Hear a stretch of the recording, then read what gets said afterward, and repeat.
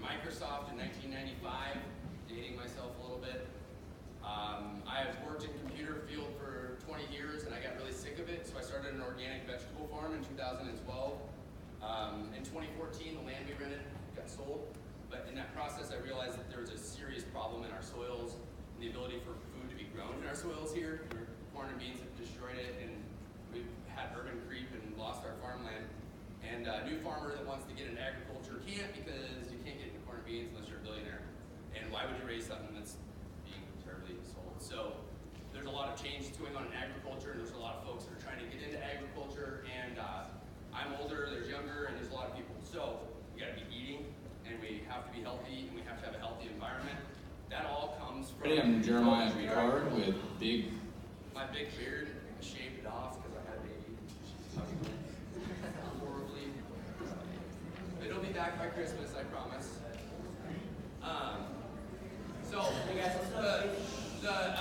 The goal with this project, when I came up with this idea, was how can we make enough worm castings so we can grow enough food locally that has enough nutrition that can actually provide sustenance for our body, rather than providing just filler from like most of the junk that we buy in the grocery stores today. It's really nutritionless because our soils are lacking. So to fix this problem, we also can fix another problem, which is climate change. I've heard it's fake by like 97% of the scientists. Oh wait, the other way around, sorry.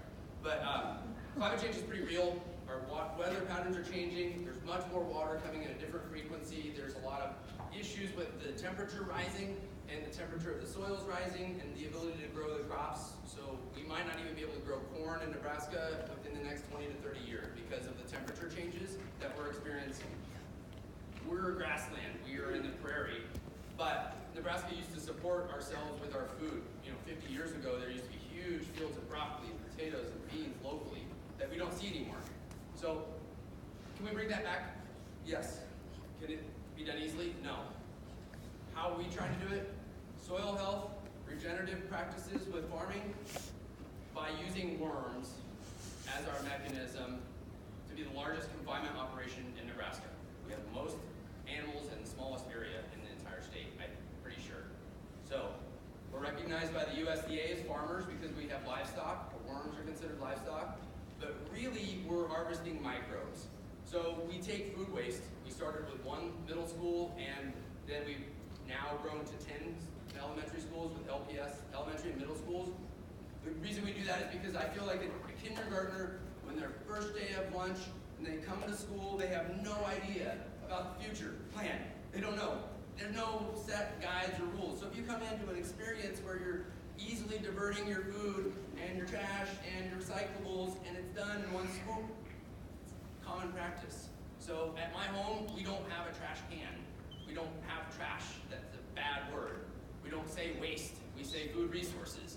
We're trying to change our wording because everything that we buy, sell, use, and abuse, and throw away goes somewhere, whether or not we want to appreciate it or not.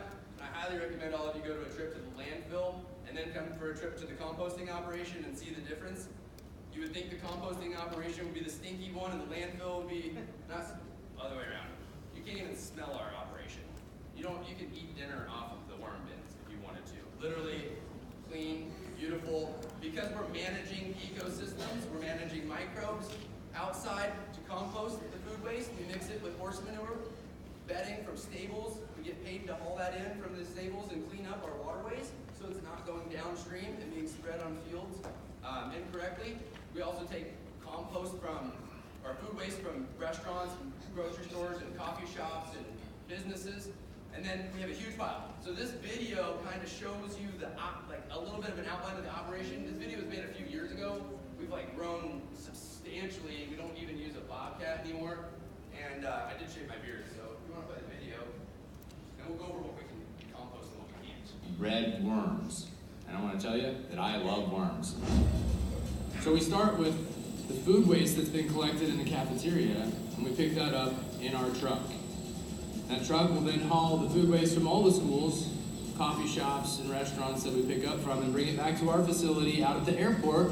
For composting to happen, you have to have two items. Greens, which is nitrogen sources, which is where our food waste is coming in. And then the second thing you need is browns, carbon sources.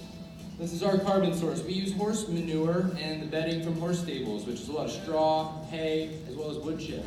The product is mixed with horse manure and there's some grass clippings, as well as all the food waste that we've collected. And we'll let it sit here for 2 to 3 days until we get enough material that's broken down enough that we can put it into our finishing systems. Our forced air static composting bins. You can see they're fairly big, 8 foot wide, 12 foot deep, 6 foot tall.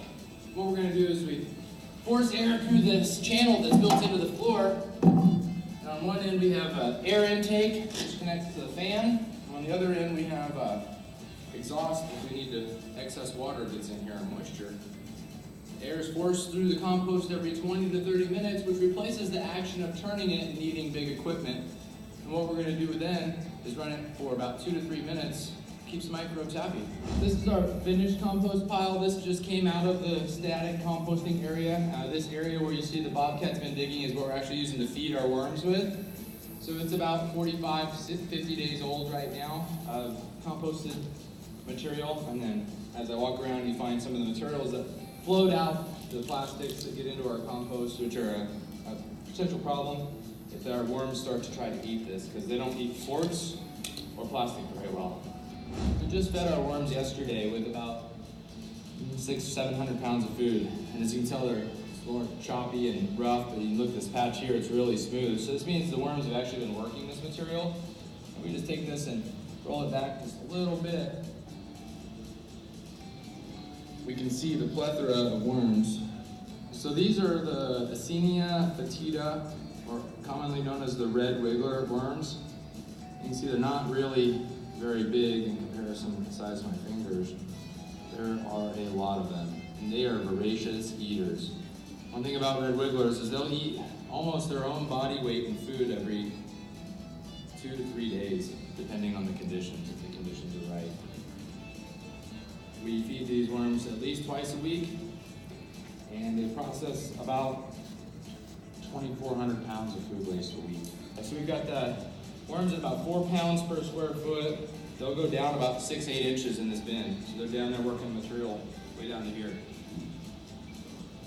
And here at Big Red Worms, this is where we need your help to make sure that our worms are fed the right food.